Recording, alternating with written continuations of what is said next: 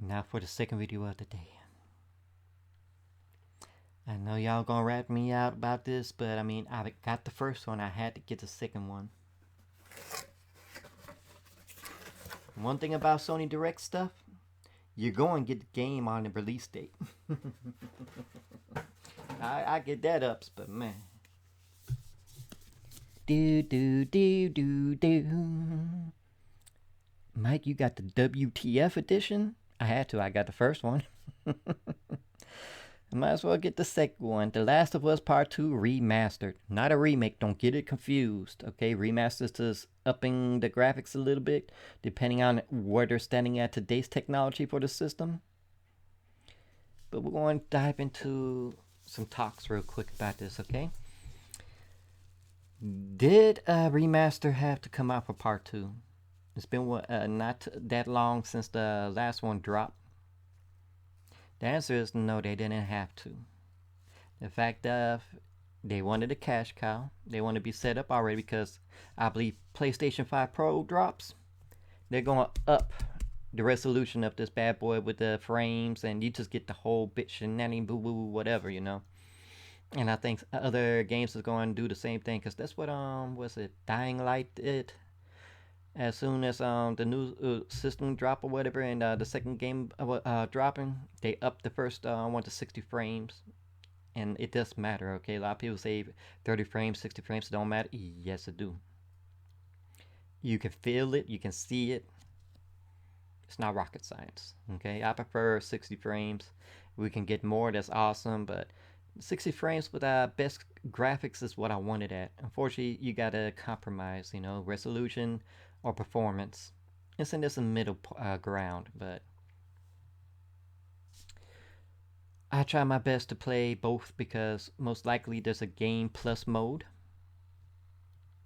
or I try and get the trophy that requires me to also be the game on ultra hard or whatever it is. So I'll play performance mode first, and then I'll try the graphics mode second. That's what I did with other games. You know, I want to use a good one. Horizon Zero Dawn. Once you put that bad boy on the highest graphics, you like, ooh, oh, that look good. But then when you put the performance mode on, you're like, oh man, this runs so much better. Look at me strive around. Look how everything moves so much better. You can tell it, but then you're like, I want both. And the middle ground is still not giving you that oomph. It's just somewhere in the middle.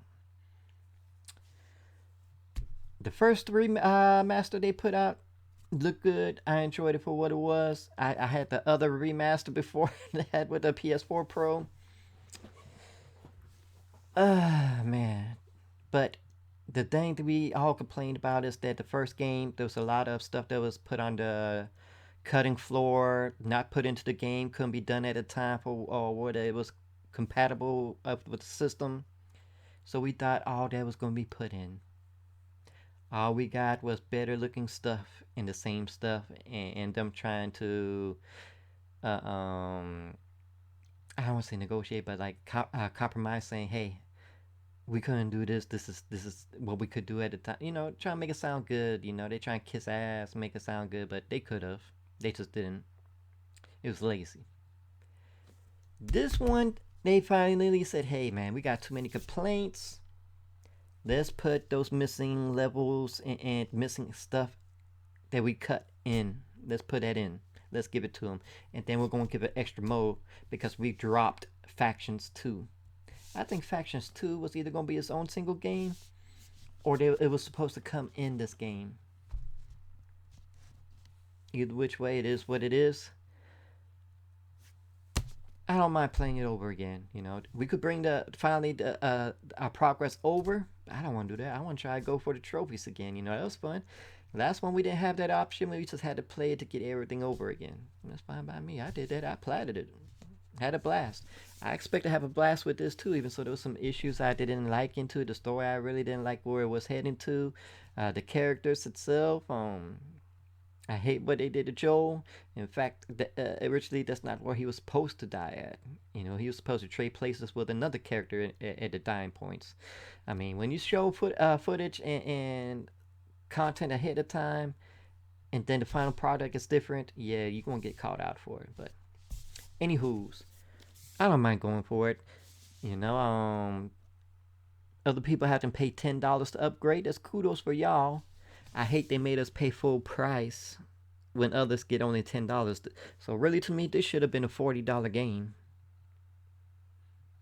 But I don't mind. It ain't too expensive. It wasn't buku like some of these collector's editions and all that that's trying to push out. Tekken 8. I'm not paying no $300 for a statue that in the past we've always paid $200 for, or $150. And you can't blame inflation. It's just y'all fucking greed. Excuse my language. Until Tekken drops that price, I'm not getting Tekken 8. More and more games are trying to incorporate season passes. My point is, by the time I get to the Diablo 4, will I be able to play the past content? That's not how season passes usually work. When you're on the new stuff and you can't go back to the old stuff, and you just missed out. I hate season passes like that. To me, if you start out, make it seem like packs. You know, content packs. You can go back to what was added that you missed, and you can go to the newest stuff. But once you're at a season pass, you're just on the newest. You're just screwed out. I hate that. I hate that approach. I hate it. It's worse than loot boxes. It's worse than loot crates that they banned, but yet they allow worse to come in its place, and they don't do nothing about it. I'm not saying that, like, I don't think this has season pass, but I'm just saying in general, you know, it's just on my mind. But anywho's, I don't mind playing this over again. I look forward to the new content. When they did the comparison, I really didn't see any graphic upgrades, you know. So I feel they're holding off until PlayStation 5 Pro. But at least it looks more sharper. And that's the issue with people with today's standards of remasters. It doesn't really look too obvious different from the last game. And that's why they're complaining about why this is so early for a remaster. I got a first one. I'm OCD Squad. I gotta get it. Numbered stuff. Oh, I got to get it. Anywho's, let's take a dive and see what's in here, you know. I just had to talk about it a little bit.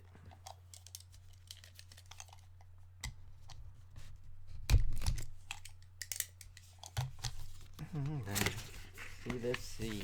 Once again, I'm not a fan of the little flaps on the side, because once you fully bend them out, sometimes they may rip, tear, or just to a point you can't get it to the nice, complete mint close again, and it's just worn out or whatever.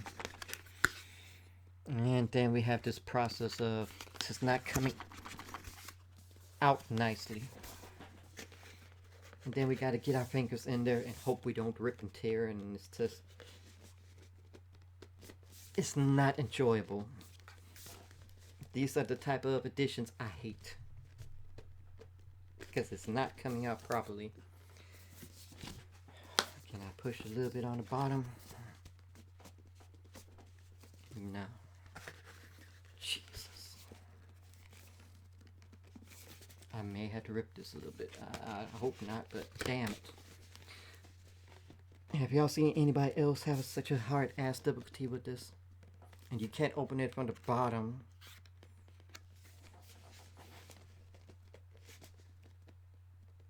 What is holding this? The damn corner. Little corners right here are holding it in from coming out. I don't approve of this. Just have the flaps you can move, you know, and don't give us the little bendy flaps.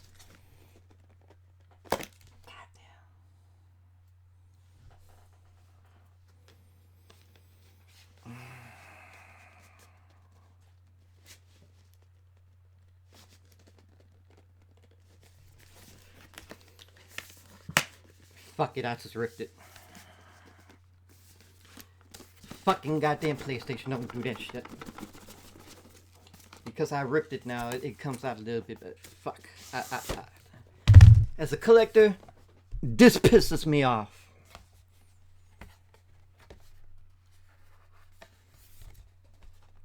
All because I couldn't get your fucking goddamn shit out of it. Don't make editions like that no more, in which it's so goddamn tightly closed that you can't get the goddamn thing out.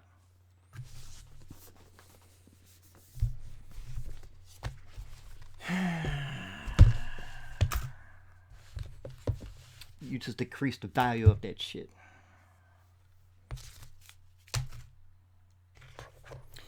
Yes, it's still my issue because I was the one who did it, but nonetheless, it shouldn't have been that damn tight that you had no choice but to. Even upside down sugar, nothing was bunching because the edge was gripping it. Because they have flappy. Oh, damn. Anywho, we got Society of Champions, the actual collector cards. If you collect it into the game itself, that was pretty fun in collecting. I enjoyed that. And people are spectating that is the next Naughty Dog release.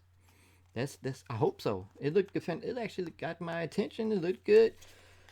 I hope so.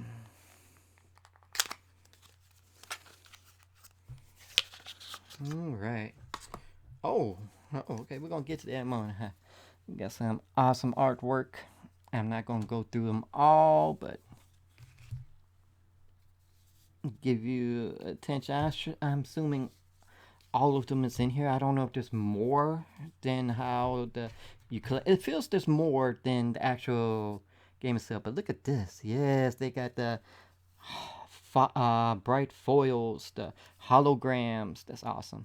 I love that. I love they have hollows in here.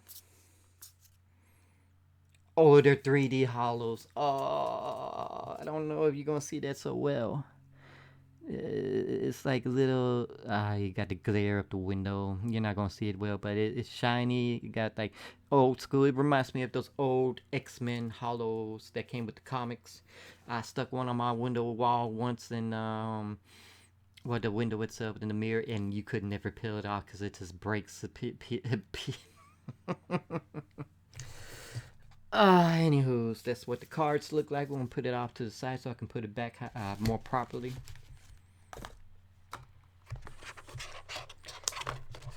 We see this trend now more than usual in everything, including movies, and they're just checking the price up, and they actually had that glued in. But pins, I'm not a pin person. Pins used to be big in the 70s and 80s, and now everybody wants to put pins in, and they think pins are worth so much they can check the price up an extra $100 or whatever. Yikes. Scream Factory. Alright, can we get this out? And it's also glued in. Okay, we're just gonna pull everything else out and then to show it because it's glued in too tight. I'ma rip it. Yes, I ripped the other damn thing, but hey. There's your patch. Alright. And then we got the steel book that accompanies the first steel book real well.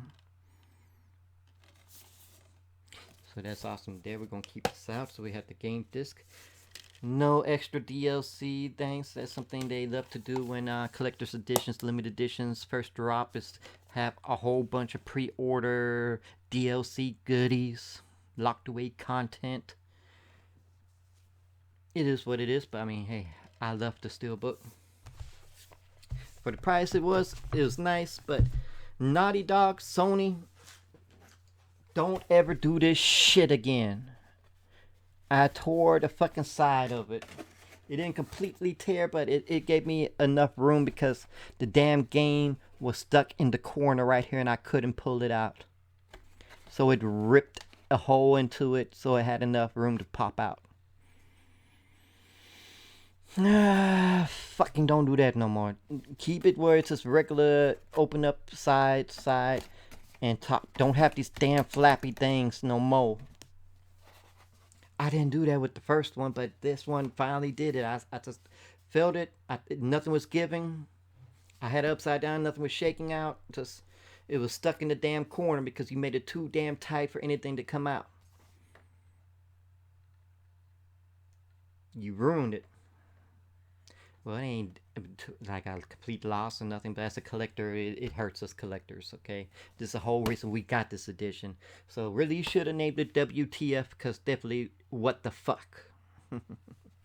Excuse my language, but anywho's, I'm a big fan of the Last of the Us, so that's the only reason I really wanted to get these editions compared to also having the first one, and might as well get the second. But I want to see what the new stuff is that they have, if it's worthwhile or it's just something they can add in. It's like, hey, this is what we did, so we got to up the price.